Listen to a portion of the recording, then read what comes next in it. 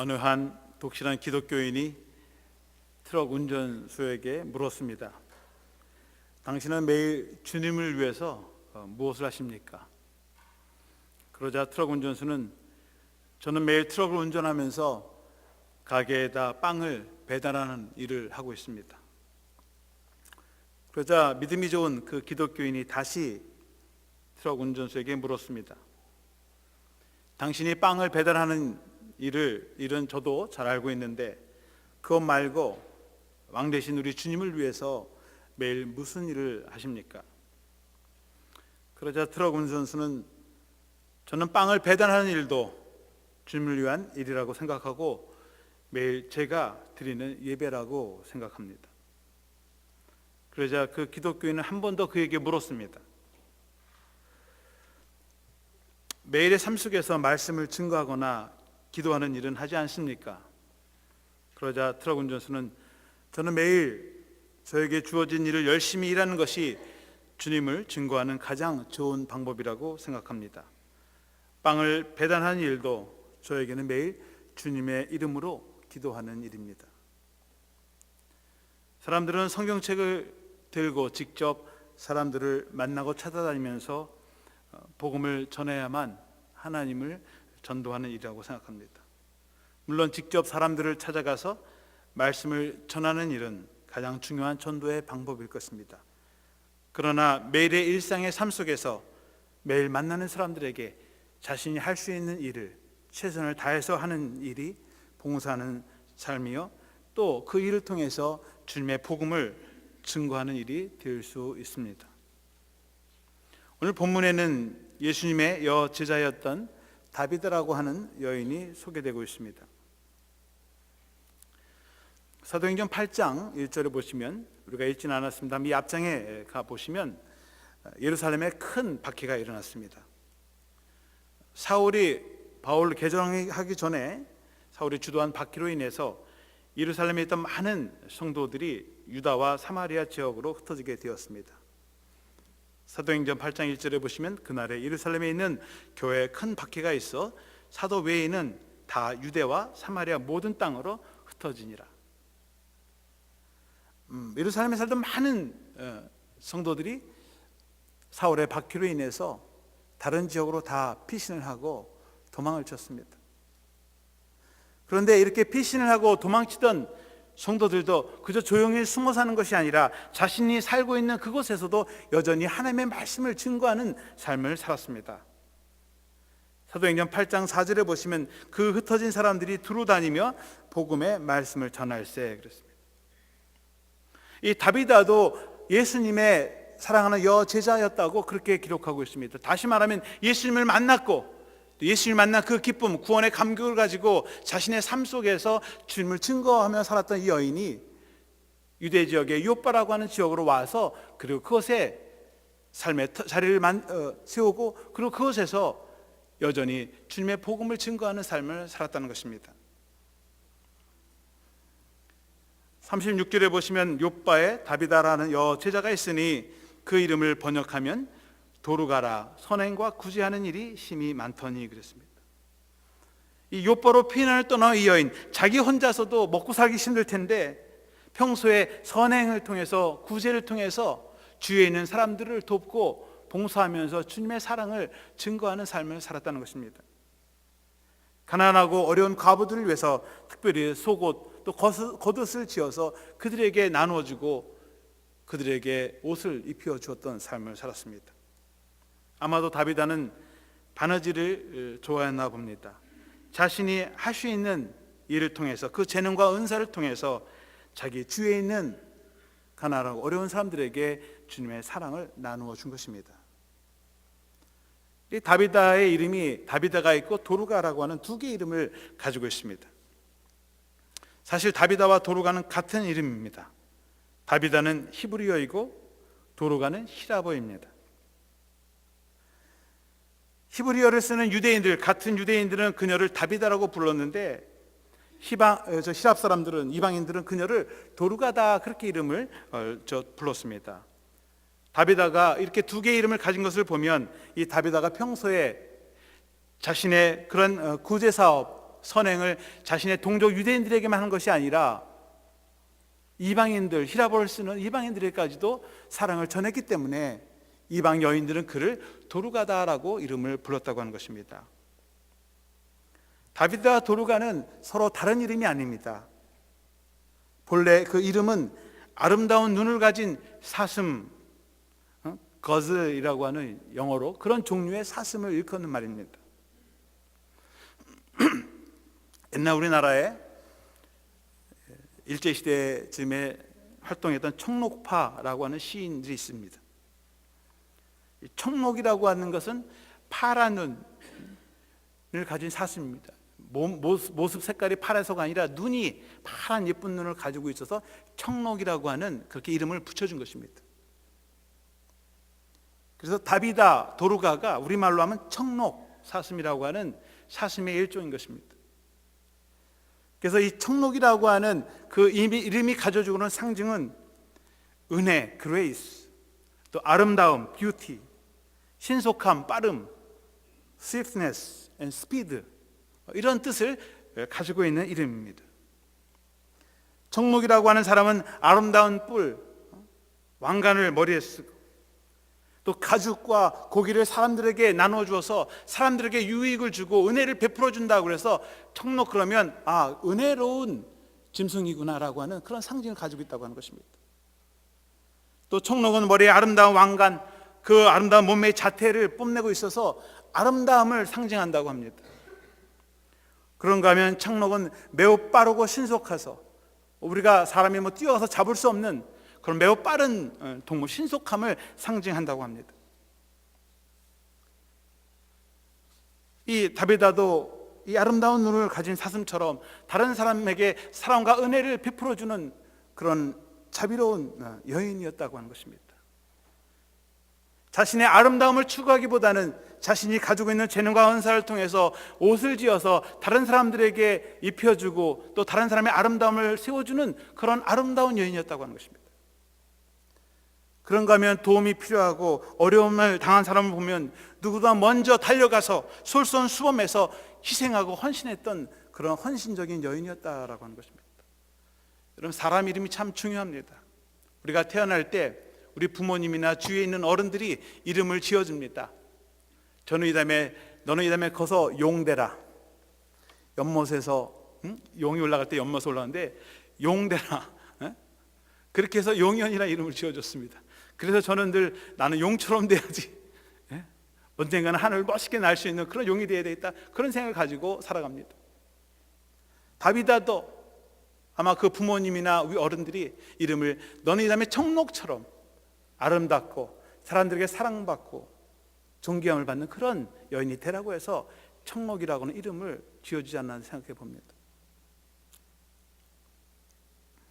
그리고 다비다는 그런 이름대로 자신의 삶을 살아왔던 것을 우리가 볼 수 있습니다. 그런데 이 여인이 병이 들었습니다. 그리고 죽었습니다. 여러분, 평생 다른 사람을 희생하고 헌신하면서 하나님의 일을 하는 사람도 병에 걸립니다. 죽을 수도 있습니다. 예기치 않은 고통이나 고난을 당할 수가 있습니다. 하나님을 믿는다고 해서, 잘 믿는다고 해서 걱정이 없고 근심이 없는 것이 아닙니다. 우리와 상관없이, 우리의 죄와 상관없이, 나의 의지와 상관없이, 의도와 상관없이 병에 걸리기도 하고 어려움을 당할 수 있는 것입니다. 그렇게 아름다운 삶을 산 여인이 죽었습니다. 그럼 얼마나 슬픈 일입니까? 그와 함께 있던, 그의 도움을 받던 사람들이 베드로가 이 옆에 루다 지방에 있다는 것을 알고 얼른 베드로를 청했습니다. 와서 죽기 전에 기도라도 하면 이 여인이 살아날 텐데. 베드로가 그 얘기를 듣고 달려왔습니다. 그런데 이미 도로가는 죽고 몸을 깨끗이 씻고 장사해서 다락방에 올려놨습니다. 이제 장례식만 치러야 할 그런 때가 되었습니다. 39절 말씀해 보면 베드로가 일어나 그들과 함께 가서 이르매 그들이 데리고 다락방에 올라가니 모든 과부가 베드로 곁에 서서 울며 도로가가 그들과 함께 있을 때에 지은 속옷과 겉옷을 다 내보이거늘.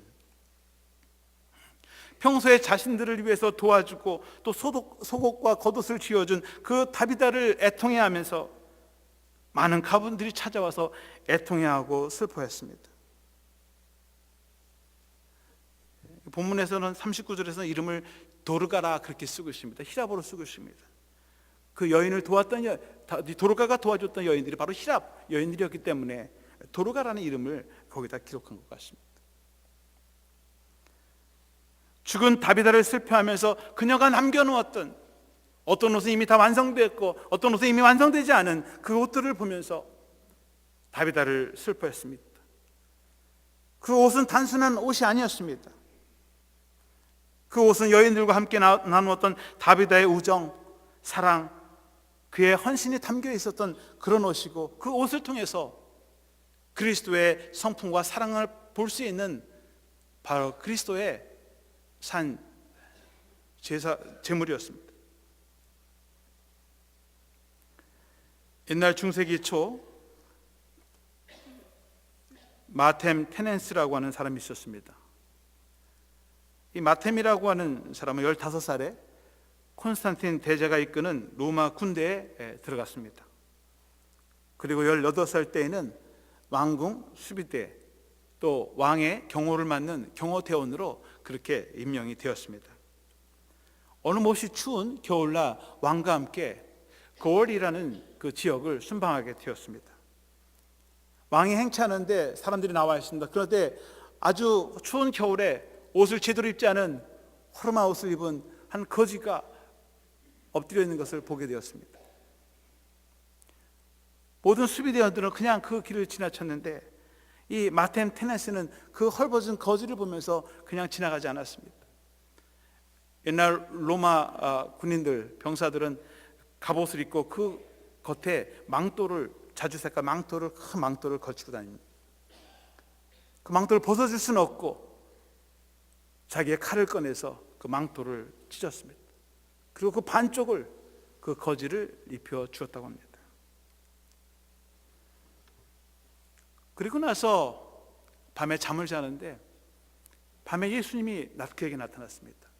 자신이 준 그 망토를 걸쳐 입은 주님이 나타나서 하시는 말씀이, 내 형제 중에 지극히 작은 자에게 한 것이 곧 나에게 한 것이다. 그런 말씀을 남기고 주님께서 떠나가셨다고 하는 것입니다. 꿈속에서 자신이 선행을 베푼, 선행을 받은, 도움을 받은 그 사람이 주님의 모습으로 나타나셔서 칭찬했다고 하는 것입니다. 이 마텐 테넨스는 후에 주님께 헌신해서 프랑스의 가장 유명한 성자 중에 한 사람이 되었다고 합니다. 그 후에 프랑스 황제들이 전쟁에 나갈 때 그 마템의 그 옷을, 그 망토를 자기 말 뒤에 엉덩이에 묶어서 주님이 함께 하시고, 주님이 함께 하시면 승리한다고 하는 승리의 표시로 그 망토를 말에 묶고 다녔다고 합니다.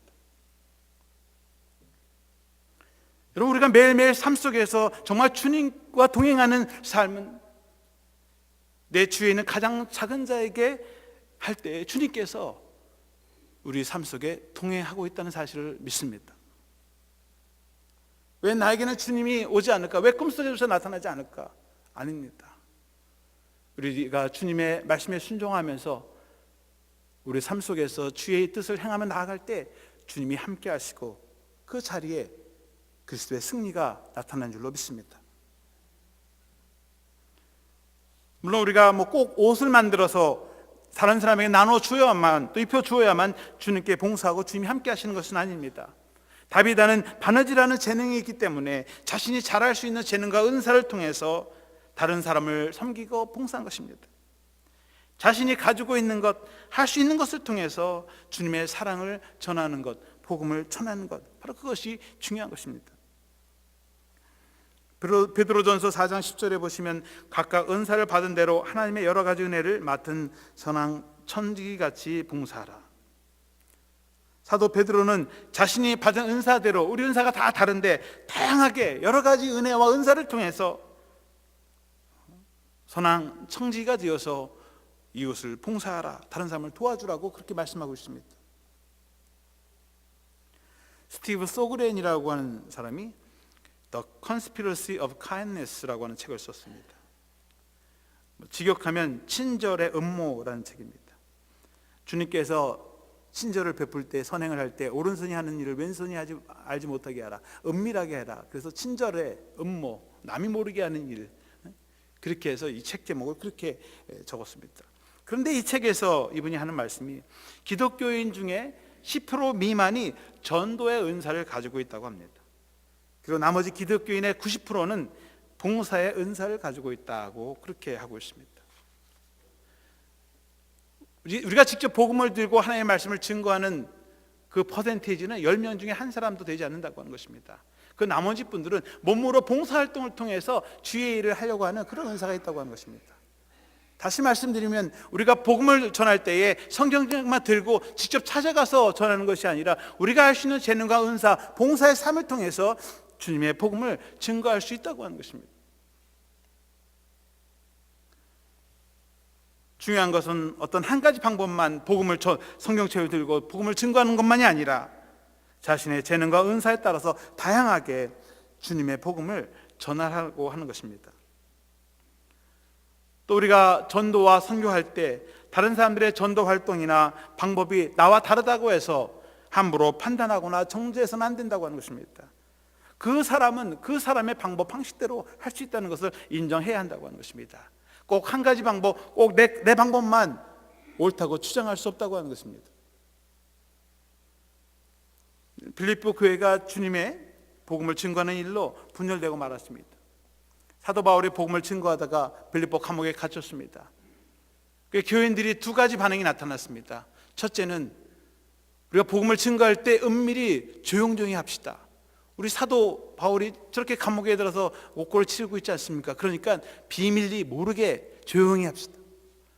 그런가 하면 또 한편에서 아닙니다. 우리가 이럴 때일수록 더 열심히 더 적극적으로 나가서 주의 복음을 증거해야 됩니다. 우리의 목숨을 걸고 잡혀가든 말든 목숨을 내놓고 우리가 주의 복음을 증거해야 됩니다. 교회가 둘로 갈라졌습니다. 그 얘기를 듣고 사도 바울이 마음이 아팠습니다. 그리고 편지를 썼습니다. 빌립보서 1장 18절에 그러면 무엇이냐? 거칠애로 하나 참으로 하나 무슨 방도로 하든지 전파되는 것은 그리스도니 이로써 나는 기뻐하고 또한 기뻐하리라.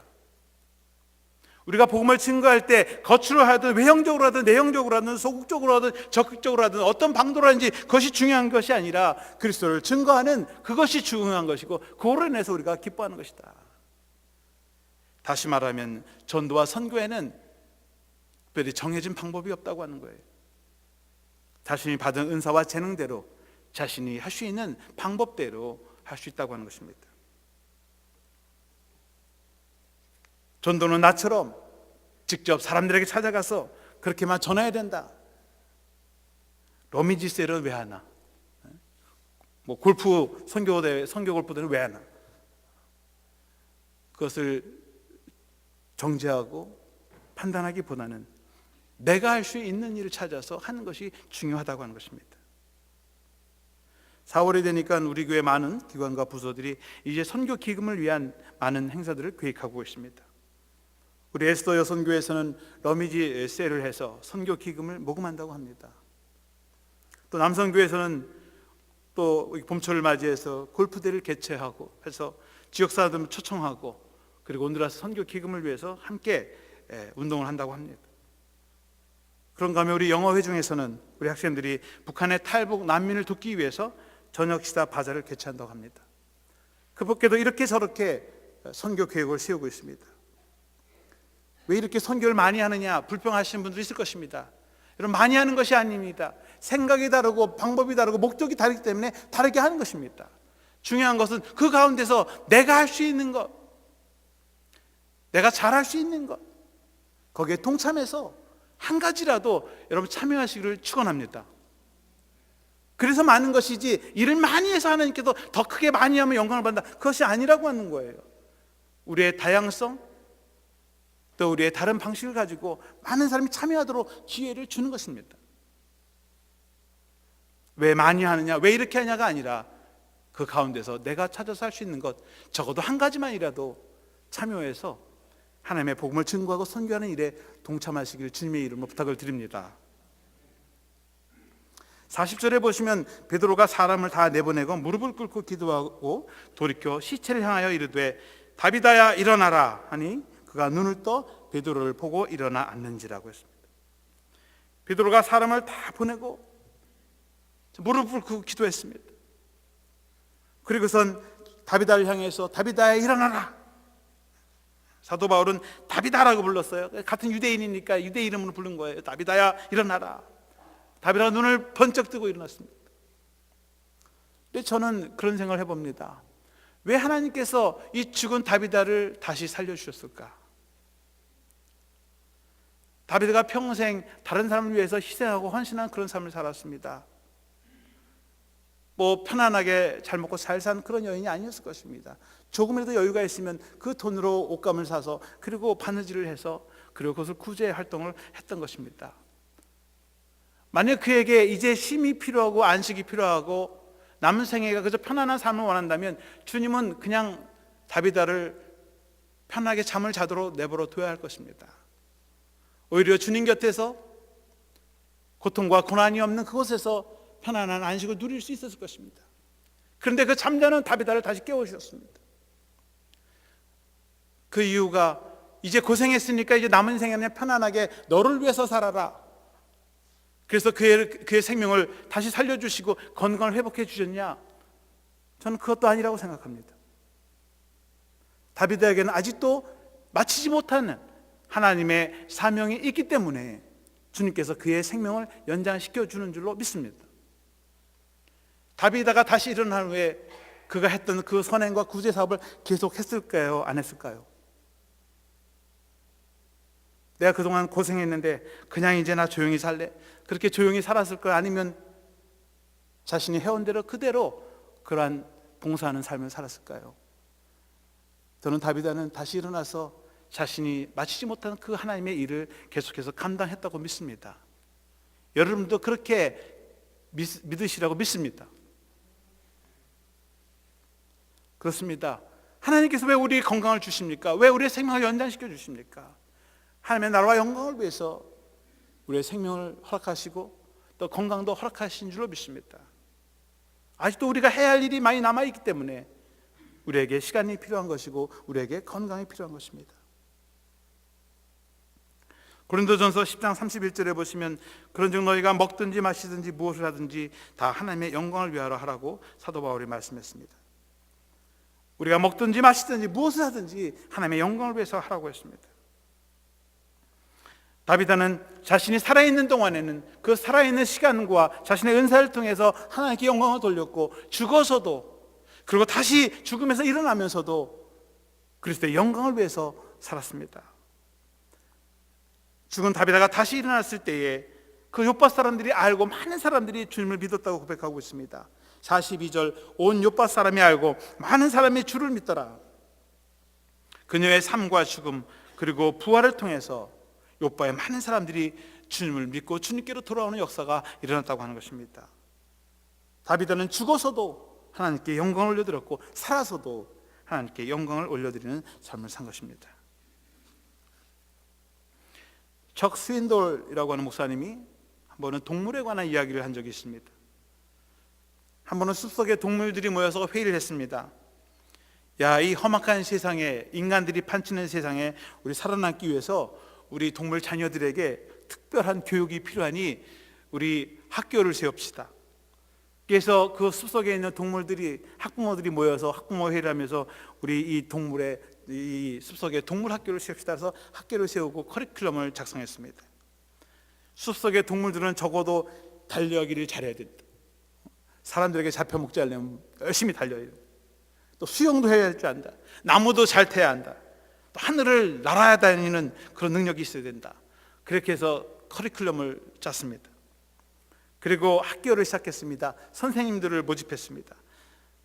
그리고 첫째 수업이 시작이 됐습니다. 첫 번째 시간은 수영 시간이었습니다. 우리는 야, 이건 나의 전공 과목이다 싶어서 열심히 헤엄을 쳤습니다. 그런데 물속에 한 번도 들어가 보지 못한 토끼는 물속에 들어갔다가 가만 물속에 빠져서 실컷 물만 먹고 거의 죽다 살아났습니다. 오리는 A학점을 받았는데 토끼는 낙제 점수를 받고 말았습니다. 둘째 시간은 달리기 시간이었습니다. 토끼는 수영 시간에 낙제 점수를 맞았으니 야, 이번에는 만회해야지 열심히 달려서 A학점을 받았습니다. 반면에 우리는 나름대로 열심히 달렸지만 그만 C학점밖에는 받지 못했습니다. 원하는 시간 내에 들어오지 못했습니다. 그런데 물갈퀴를 발을 보니 물갈피가 다 상하고 찢겨졌습니다. 그래서 이 수영도 못하게 됐습니다. 나무 타기 시간이 되었습니다. 다람쥐는 쏜살같이 나무 꼭대기까지 올라갔습니다. 독수리도 날개를 휘저으면서 가볍게 나무 꼭대기에 날아 앉았습니다. 둘 다 A학점을 받았습니다. 그런데 토끼와 오리는 아무리 나무를 타고 기어오려고 했지만 계속 올라가다 떨어지고 엉덩방아만 실컷 찍고 실패하고 말았습니다. 둘 다 낙지 점수를 받고 말았습니다. 여러분, 이 이야기가 주는 교훈은 세상의 모든 피조물들은 전부적으로 자기가 타고난 자신의 재능과 은사를 가지고 살아가야 한다고 하는 것입니다. 자신의 재능과 관심이 다르고 생활 방식이 다르기 때문에 자신들이 잘할 수 있는 것을 통해서 삶을 살아가고 그것을 통해서 하나님께 영광을 올려드리라고 하는 그런 내용입니다. 숲속의 동물들처럼 교회 모든 성도님들은 제각기 다른 재능과 은사를 가지고 있습니다. 하나님은 우리를 다 똑같이 만들지 않았습니다. 얼굴 생긴새도 다릅니다. 또 재능도 다릅니다. 우리 오늘 성가대 찬양하면서 아름다운 플룻을 연주합니다. 어떤 사람은 첼로를 연주합니다. 어떤 사람은 바이올린을 연주합니다. 그 다양한 함정이 함께 어우러지고 협력해서 아름답게 하나님께 찬양의 제사로 올려드리고 하나님께 영광을 올려드리는 것입니다. 모든 사람들이 다 바이올린만 친다고 하면, 모든 사람들이 다 피아노만 친다고 하면 아마 한 사람밖에는 우리는 쓰지 못할 것입니다. 우리 교회에 다양한 분야의 사람들, 다양한 은사를 가진 사람들을 보내주셨습니다. 그 이유는 서로의 다른 점을 인정해 주면서 함께 협력하면서 주의를 감당하고 그 일을 통해서 하나님께 영광을 올려드리려고 하는 줄로 믿습니다. 오늘 친교회 시간에도 각 부서별 모임이 있습니다. 제가 테이블 위에 한 10여 개의 각 부서들이 이름을 다 올려놨습니다. 부서들이 많습니다. 여러분들이 적어도 여러분들의 재능과 은사를 통해서 적어도 한 가지 일에는 여러분이 동참할 수 있다고 저는 믿습니다. 여러분들이 가진 재능, 시간, 나는 못한다가 아니라 내가 할 수 있는 걸 찾아서 함께 여러분 동참해서 적어도 한 사람이 한 사역, 1인 1사역에 동참하시기를 간절히 바랍니다. 그래서 우리 교회 모든 성도님들이 서로의 다른 재능과 은사를 통해서 함께 협력해서 아름다운 교회를 세우고 또 주님의 사랑과 복음을 이 지역사회와 땅끝까지 증거하는 교회가 되기를 주님의 이름으로 축원합니다. 기도하겠습니다. 사랑과 은혜가 풍성하신 아버지 하나님, 힘이 없고 연약한 한 여인 다비다를 통해서 영광 받으신 줄로 믿습니다.